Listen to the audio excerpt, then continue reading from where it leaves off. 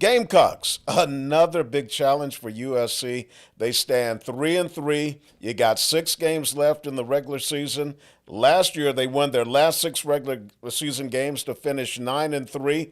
But what a gauntlet they are in the midst of right now. It started off last week at LSU. This week, the Oklahoma Sooners. Oklahoma will be looking for revenge for their loss to the Gamecocks last year in Norman. Now, USC quarterback Lenore Sellers, he's been under a lot of pressure this season, and that goes with being a quarterback in the SEC because of all the defensive guys who are going to wind up being first-round draft picks that you're going to go against. But right now, the Gamecocks rank right at the bottom of the conference when it comes to giving up sacks. Carolina quarterbacks have been sacked 20 times in 6 games. That ranks 15th out of the league's 16 teams. Now, Oklahoma, they rank number 2 with their defense in quarterback sacks, 22 in 6 games. And even when he's not sacked, Sellers may be forced to scramble and try to make something happen with his legs. Now, I asked Lenores if it's hard to focus on his duties if at the same time he's worried about the offensive linemen carrying out their assignments.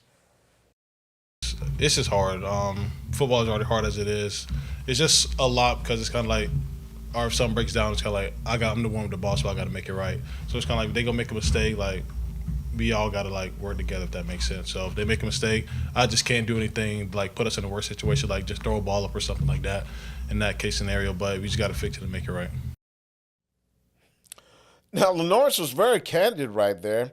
And if you know anything about Lenores and how he interacts with the media, he gives us short answers. Like if you can get a 10-second long bite out of him, that's doing pretty good. And on Tuesday, it was the same Lenores, kind of short. And, I threw my question out there, and I was really kind of surprised. It was an eye-opener, admitting that the way the offensive line has been playing makes his job that more difficult, and it puts a little more pressure on him trying to make something happen. Kevin?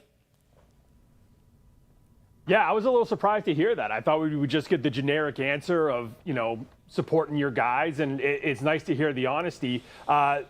The thing that's been interesting about Sellers this year is it seems like at times when the offensive line has a breakdown and he's forced to rush on his own, that's when he seems like the Sellers we saw last year more. When it's a designed run, it seems like he's a little bit more tentative, like he knows there might be a problem with the offensive line.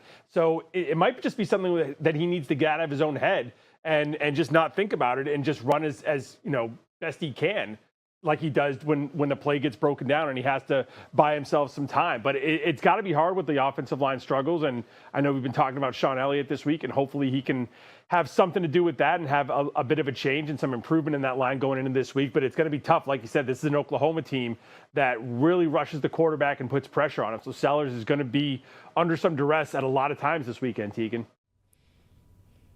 Yeah, I mean, obviously he's trying to avoid getting sacked, but his O-line, he doesn't want to be thinking about them and about what they're doing or not doing. That's just putting extra pressure on him. So, yeah, I was kind of surprised that he gave that candid answer there.